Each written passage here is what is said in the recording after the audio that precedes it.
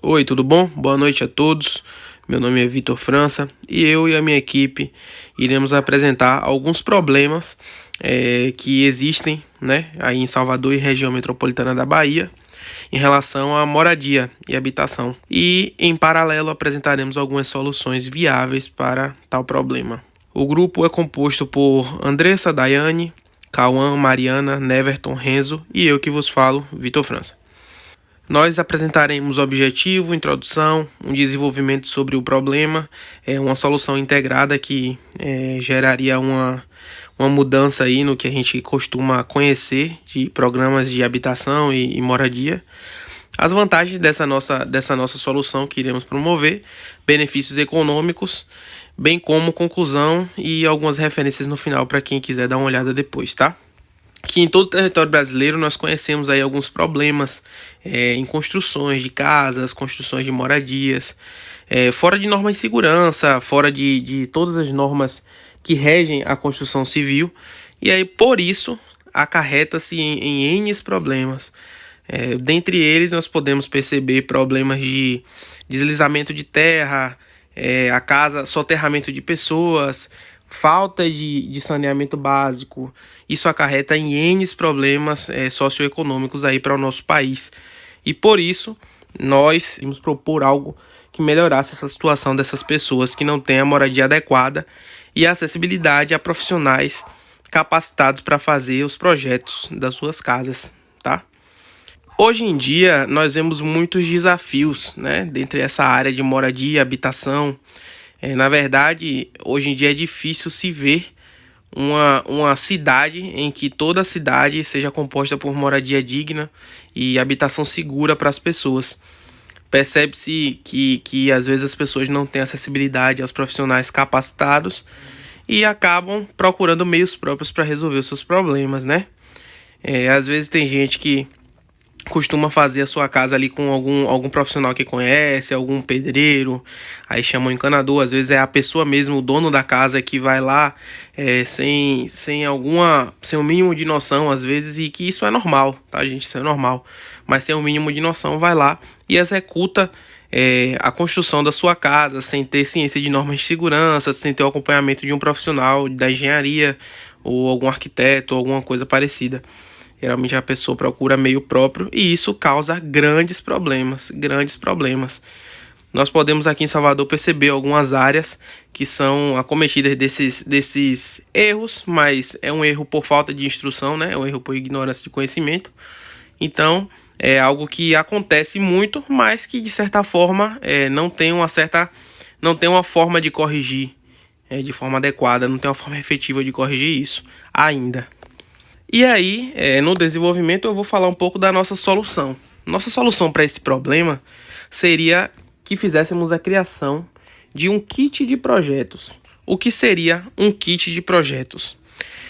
Várias pessoas elas precisam fazer as suas casas, as suas moradias nos seus terrenos e, infelizmente, por falta de acessibilidade a profissionais capacitados, como eu tinha falado, elas vão procurar os seus meios próprios. Mas nós estamos propondo uma intervenção governamental gratuita para essas pessoas. Como seria isso, Vitor? Seria o seguinte: a pessoa tem um terreno vamos supor, a pessoa tem um terreno de 20 metros por 10 metros, ela iria procurar alguma prefeitura bairro ou alguma coisa que tivesse aí essa acessibilidade a um órgão público, e iria solicitar um projeto para esse terreno. E aí, como funcionaria isso? O governo, por si, há um tempo anterior, estudando essa causa, ele poderia fazer esses projetos já e deixar prontos esses projetos. Esses projetos variariam de tamanho de terreno, de sondagem de solo e variaria também em relação a valor, né, o custo. Quanto seria o custo, quanto seria o prazo. Seriam 4 variáveis. Mas isso aí, se formos fazer, por exemplo, 5 tipos de projeto e temos 4 variáveis, 5 vezes 4 vai dar 20, ou seja, seriam 20 kits de projetos que seriam feitos. Eu acredito que essa verba entraria como custo de melhora de habitação e não faria nenhuma diferença para o orçamento público. Mas seria algo extremamente efetivo para esse pessoal que não tem acessibilidade, porque eles solicitariam um projeto, as pessoas veriam o projeto que mais se encaixa com o perfil do terreno, o perfil do local que a pessoa vai construir e disponibilizaria esses projetos que foram feitos por profissionais de engenharia e de arquitetura dentro das normas de segurança, com condições de saneamento básico, para que essas pessoas construíssem e executassem esse projeto que está sendo fornecido. Isso padronizaria as nossas moradias que conhecemos. Nós não veríamos mais favelas, casas montadas uma em cima da outra, aquela coisa. Além de resolver a parte estética, resolveríamos um problema social que é extremamente pesado hoje em dia, se a gente for analisar quantas pessoas não perdem as suas casas, porque às vezes tem alagamento de rios, tem falta de saneamento básico, passa por situações precárias. Então acreditamos que isso solucionaria grande parte do problema, tá? A proposta mesmo que nós passamos é o desenvolvimento de projetos modelos padronizados para a residência, como eu falei. Envolvimento do governo, profissionais qualificados e população. O governo ele entraria com o pagamento desses profissionais qualificados. Hoje em dia tudo é terceirizado, provavelmente terceirizaria a criação desses projetos com esses projetistas. E tem também o processo colaborativo, que são as prefeituras atuando desde a concepção até a entrega das chaves. Equipe especializada em arquitetura e engenharia cuidando da parte técnica. Gente, pode parecer que não, mas faz toda a diferença se tem um arquiteto e um engenheiro frente de um projeto. Por quê? Essas pessoas elas são devidamente qualificadas para trabalhar dentro das normas de segurança. Se as normas de segurança que foram pré-estabelecidas elas são cumpridas, é mitigado muito mais a quantidade de acidentes que podem ser causados, a quantidade de problemas estruturais, a quantidade de problemas estéticos também, porque às vezes nós perdemos muito da imagem de uma cidade quando se faz uma filmagem aérea e se vê aquelas comunidades que infelizmente, por falta de recursos, não podem fazer algo melhor, mas que com esses projetos a gente faria uma otimização de custo, uma otimização de prazo e tentaria fazer um orçamento que ficasse justo para todas essas pessoas, tá? A padronização das residências, ela pode simplificar os processos construtivos. Ela garante segurança e qualidade e facilita a fiscalização. Isso é muito importante. Hoje nós temos um custo de fiscalização, um custo público de fiscalização muito alto em relação a esses problemas. Tem muitas equipes hoje no Brasil, acredito que rodando para ver esses problemas de saneamento, ver problemas de água, de fornecimento de água, ver problemas de eletricidade. Então, assim, gente, isso seria algo que resolveria um problema que temos e ainda diminuiria a quantidade que gastamos atualmente com esse tipo de coisa, né? Além de tudo, ia gerar uma acessibilidade, que ia eliminar a barreira de acesso a profissionais qualificados, ia incentivar a construção de moradias seguras e promover a inclusão social, que é o que nós precisamos no Brasil, né? Nós precisamos diminuir a desigualdade, promover a inclusão, fazer com que essas pessoas tenham casas dignas, bonitas e dentro das normas de segurança. Bem como reduzir os custos, né? Tem alguns benefícios aí nessa padronização, redução de custo, eficiência construtiva, economia de escala.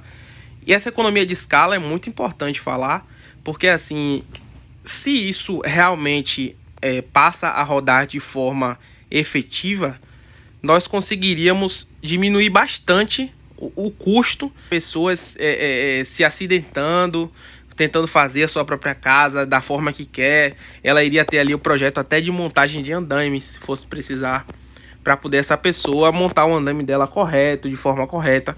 Claro que hoje o nível de educação que temos às vezes não nos permite fornecer esses projetos e garantir que eles sejam seguidos, mas é importante que nós forneçamos e temos uma condição ótima, né? Que é pensar na condição ótima, pensar na melhor possibilidade, que seriam essas pessoas seguindo os projetos da forma que foi fornecido. Então acredito que isso resolveria esse problema.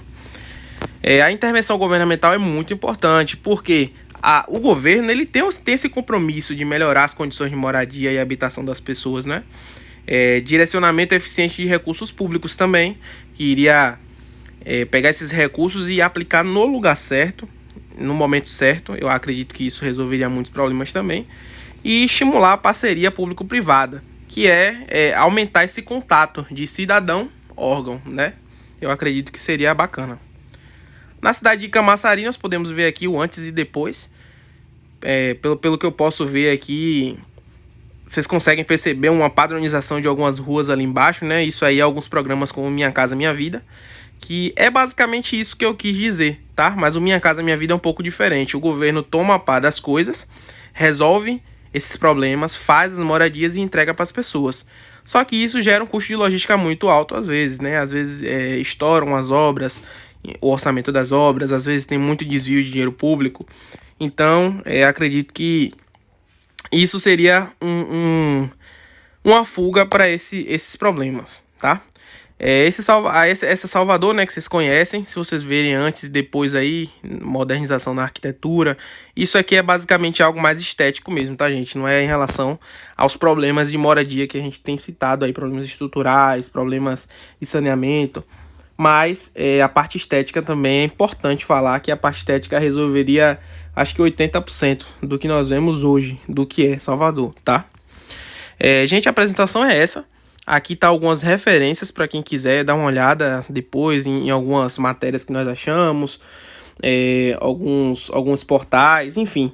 Se vocês quiserem dar uma olhada nas referências, podem ir lá dar uma olhada, tá? Mas é isso, gente.